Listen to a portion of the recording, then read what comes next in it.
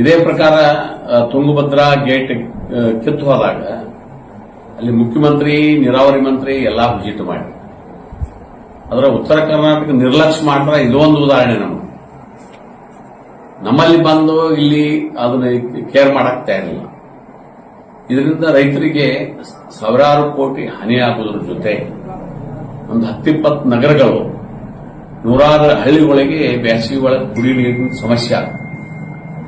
ಇದನ್ನು ಹೇಗೆ ನಿಭಾಯಿಸಬೇಕು ಅನ್ನುವಂಥದ್ದನ್ನು ಆಲೋಚನೆ ಸರ್ಕಾರ ಮಟ್ಟದಾಗ ಮಾಡಬೇಕಿದೆ. ನಾವು ಶಾಸಕರ ಹಂತದೊಳಗೆ ಮಾಡಲಿಕ್ಕೆ ಆಗುವುದಿಲ್ಲ. ಅದಕ್ಕೆ ತಕ್ಷಣ ಸರ್ಕಾರ ನೀರಾವರಿ ಮಂತ್ರಿ ಇಲ್ಲಿ ವಿಸಿಟ್ ಮಾಡಿ ಅಧಿಕಾರಿಗಳನ್ನ ಆ ಡ್ಯಾಮ್ ಸೈಟ್ ಮೇಲೆ ಮೀಟಿಂಗ್ ಮಾಡಿ ಏನ್ ಮಾಡಬೇಕಾಗಿದೆ ತಾಬಡು ತಗೊಂಡು ಇದೇ ಬೇಸಿಗೆ ಒಳಗೆ 22 ಗೇಟ್ಗಳನ್ನ ಚೇಂಜ್ ಮಾಡುವಂತ ಹೊಸ ಗೇಟ್ ಅಳವಡಿಸುವಂತ ಕೆಲಸಕ್ಕೆ ಒತ್ತು ಕೊಡಬೇಕು, ಮಂಜೂರಾತಿ ಕೊಡಬೇಕು, ಟೆಂಡರ್ ಕರಿಬೇಕು. ಆ ಗೇಟ್ಗಳನ್ನ ಈ ಬೇಸಿಗೆ ಒಳಗ ಹೊಸ ಗೇಟ್ ಅನ್ನ ಅಳವಡಿಸಬೇಕನ್ನುವಂತ ಒತ್ತಾಯವನ್ನ ಈ ಮುಖಾಂತರ ನಾನು ಮಾಡ್ತೀನಿ. ಮತ್ತೆ ಎಷ್ಟು ನಿರ್ಲಕ್ಷ್ಯ ನೋಡ್ರಿ, ಅಲ್ಲಿ ಸಿಎಂ ಡಿಸಿಎಂ ಇಬ್ರು ಬಂದು ಹೋದ್ರು. ಇಲ್ಲಿ ಯಾರು ಇನ್ನೂ ಚೀಫ್ ಇಂಜಿನಿಯರ್ ಬರಾಕ್ತಾ ಇರಲಿಲ್ಲ, ಎಂಡಿನೂ ಬರಾಕ್ತಾ ಇರಲಿಲ್ಲ. ನಿನ್ನೆ ಹಿಡಿದು ದೊಡ್ಡ ಪ್ರಮಾಣದಾಗ ನೀರ ಹೊಂಟದ. ಸುಮಾರು ಒಂದು 5-6 ಸಾವಿರ ಕ್ಯೂಸೆಕ್ಸ್ ನೀರು ಹರಿಲೆ ಆಯ್ತು. 6,000 ಮೇಲೆ 10,000 ಆ ಪ್ರಮಾಣದ ನೀರು ಅಲ್ಲಿ ನೋಡ್ರೆ ಭಯ ಬರ್ತದೆ. ಅಟ್ ನೀರು ಹೊಂಟದ.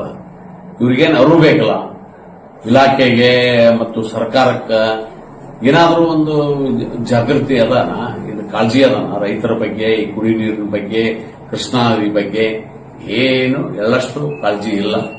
ಅವ್ರ ನಿರ್ಲಕ್ಷ್ಯತನವನ್ನು ನಾನು ಖಂಡಿತವಾಗಿ ಖಂಡಿಸ್ತೀನಿ. ಒಂದು ವೇಳೆ ತಕ್ಷಣ ದುರಸ್ತಿ ಮಾಡಿ ಈ ಸಲ ಹೊಸ ಗೇಟ್ ಅಳವಡಿಸಲಿಕ್ಕಂದ್ರೆ ಈ ಭಾಗದ ಎಲ್ಲಾ ರೈತರನ್ನು ಕರ್ಕೊಂಡು, ನಗರದ ಎಲ್ಲಾ ಕುಡಿಯುವ ನೀರಿನ ಎಲ್ಲಾ ಸದಸ್ಯರನ್ನು ಕರ್ಕೊಂಡು ನಾವು ಸರ್ಕಾರ ವಿರುದ್ಧ ಉಗ್ರ ಪ್ರಮಾಣದ ಹೋರಾಟ ಮಾಡ್ತೀವಿ ಅನ್ನುವಂತ ಎಚ್ಚರಿಕೆಯನ್ನು ಈ ಸರ್ಕಾರಕ್ಕೆ ಕೊಡಬಯಸ್ತೇನೆ. ಅದರಿಂದ ಇಲ್ಲಿ ತಕ್ಷಣ ಚೀಫ್ ಇಂಜಿನಿಯರ್ ಎಂಡಿ ಅವರು ಬಂದು ಇದನ್ನು ನೋಡಿಕೊಂಡು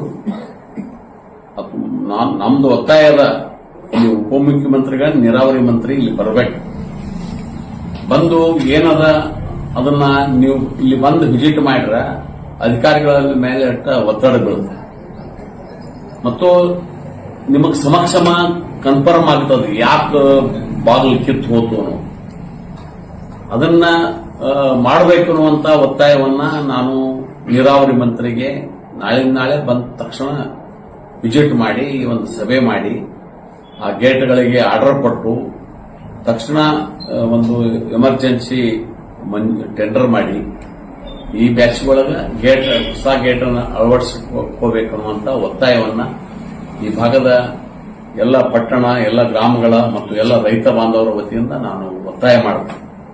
ಆ ಕಾರಣ